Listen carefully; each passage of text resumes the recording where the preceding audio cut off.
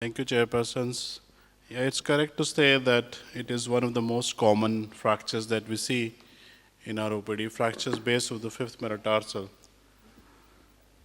So let's have an opinion of the House, raise of hands. This is a 45-year-old male with an inversion injury, a weekend warrior, like not a very athletic person, but he has found out doing some exercises.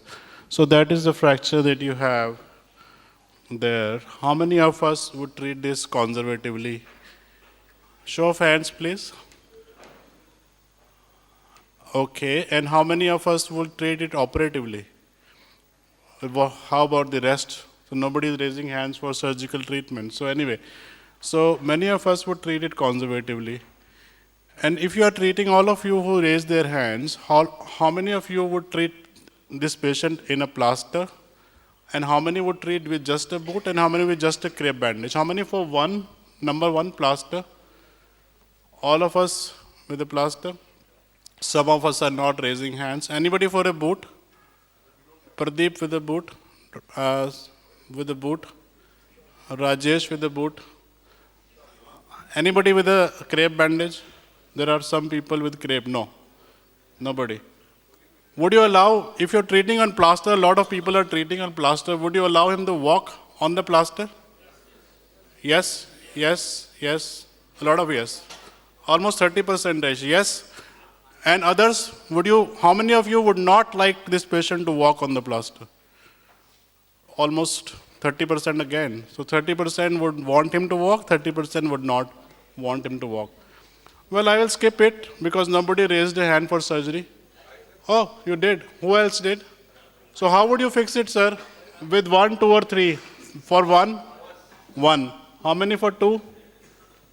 2. There's somebody for 2. How many for 3? Pradeep is for 3. Rajesh is for 3. Somebody else for 3. Dr. Rajiv also. So then what is the conclusion here?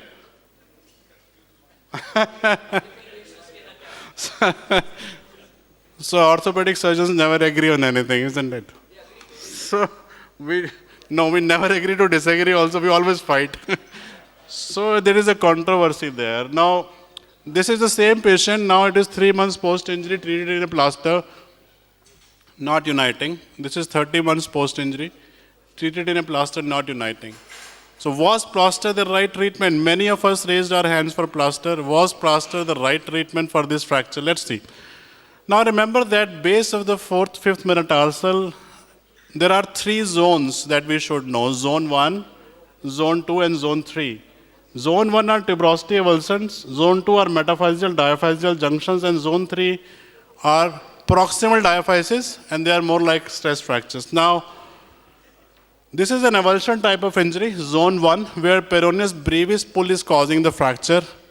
And remember that this is the only true Jones fractures. When the fracture line is entering into the articulation between the fourth and the fifth metatarsal, unless you see that in the X-ray, that is not a Jones fracture. So a true Jones fracture is a Zone 2 injury, and it behaves very differently. The X-ray we saw was a classical Jones, which behaves very differently than the Zone 1 and the Zone 3. So remember that when you call a Jones fracture and you see the fracture line entering into the articulation between the bases of the fourth and the fifth, the injury is different. That's a true Jones fracture. While the Zone 3 is the stretched fracture. So Zone 1 is very common, tuberosity avulsions, but Zone 2, that is a true Jones, is uncommon. Coming to the treatment, now we know whether it is a Zone 1, Zone 2, or a Zone 3. There are 2 articles which guide us, and this is one of the Chinese. They are very good in publications. Zone 1 treatment, most of the times, is a conservative treatment, which is the functional treatment, and these patients, which is an avulsion fracture only, you can allow them to weight bear as tolerated. There is a classification for Zone 1 also, the tuberosity avulsions, which has no prognostic or therapeutic significance, so we'll skip that. There is another article for Zone 1 by Julia Bowles. Now they recommend if the displacement is more than 3 millimeter, the avulsion types, or if the articular surface, that means the fifth metatarsal and the cuboid is involving 30%, and that area has a significant step, then it probably needs surgery. So two options, it's an undisplaced fracture or less displacement, you can treat them in plaster and weight bearing as tolerated.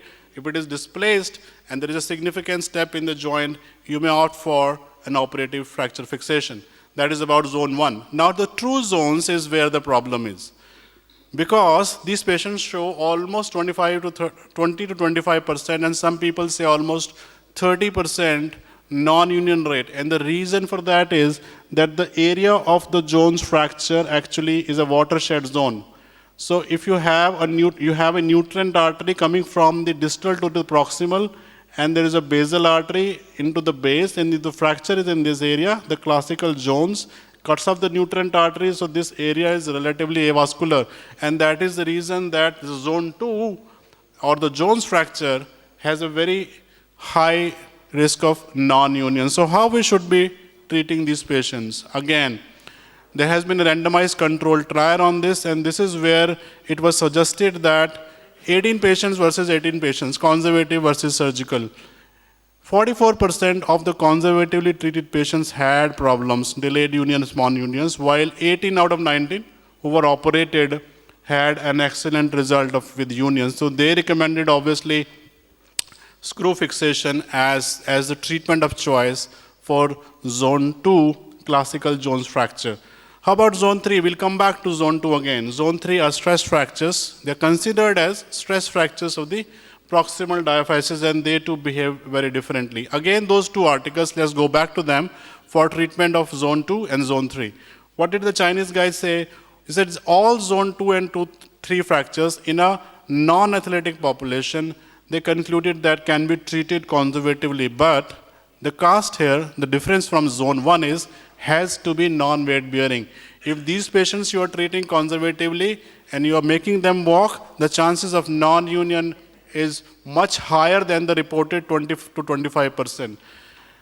And if the patient is athletic, then the chances of non-union are more, and screw fixation with intramedullary screw fixation is the treatment of choice. What about the second article? What does this Richard Buckley, the world authority on calcaneal and fifth metatarsal base, zone 2 and zone 3, again the same thing. If the patient is non-athletic, then a non-weight bearing cast for 6 weeks, which may be extended up to 2 months, 2.5 months, depending on the union rate. A non-weight bearing cast is important. But a highly active patient, I think, again, the recommendation is an operative treatment for zone 2 and zone 3 fractures. So that is the protocol. If it's a highly active athletic patient in the zone 2 and zone 3, needs an operative fixation. And otherwise, you can treat them conservatively. But if you treat them conservatively, put them in non-weight bearing cast for 6 to 8 weeks. How about fixation? If you need to fix them, there are various options, but today the dictum is the intramedullary screw is the treatment of choice. And then if you're doing the screw, we have to be aware of the fifth metatarsal anatomy. It's a curved bone. It's not a straight bone, and we cannot go beyond a certain point because the screw is straight and the bone is curved. And we should know where the curve is starting, so our screw length has to be shorter than that. And the average length where the curve starts is approximately reported to be 42 millimeters. 6.5, I believe, in our Indian population, the recommended in the Western literature, we are not able to put a 6.5 screw in most of our patients. So a 5 millimeter or 4.5 millimeter screw is the treatment of choice. Now, we do not enter the tip of the fifth metatarsal. If you're putting a screw over a guide wire, you have to start high and in. High and in means you have to start medially closer to the articulation with the cuboid, not at the tip of the fifth metatarsal. And then we have to know the structures. The peroneus is there, and there are branches of the sural nerve. We have to use, if you're using minimally invasive, that's a zone 1 displaced fracture. If you're using a minimally invasive technique with a guide wire, then we have to have your drill sleeve going all the way up to the insertion point to protect your tendons and the neurovascular structures. A guide wire and then cannulated drill bit and a 4 millimeter cannulated canceller screw over the guide wire. That is the standard protocol of treatment if we are doing a a closed percutaneous screw fixation for these fractures. Coming back to the same patient, we saw and we had the discussion in the beginning. This is now 30 months post-injury. And you see there are problems there also, something like there. So in this kind of patient, again, there is the final point is that you have to look at the whole picture. So once we had the clinical examination and the CT scan, the patient is in varus. Hind foot is in varus, but there was no lateral ligament instability. So if the hind foot is in varus and is a cavo-varus foot, there is an overloading on the lateral side, is a potential reason for stress fractures also, or if the patient has an inversion injury and develops an acute fracture, then a varus of the cavo-varus deformity will lead to a non-union. So these patients again should be operated. Because this patient now had developed a second metatarsal base also fracture, which was non-united, and there was a callus on the CT on the third metatarsal. So this requires now reconstruction for the cavo-varus foot, along with fixation of the fractures. So we did a plantar flexion osteotomy of the first ray and screw fixation, calcane. So dorsal closing with osteotomy of the first ray and lateral slide calcaneal osteotomy and screw fixation of the fifth metatarsal. That is how it was treated. So summary, zone 1, conservative treatment of undisplaced with a weight-bearing cast is all right. If there is a significant displacement, we can opt for screw fixation.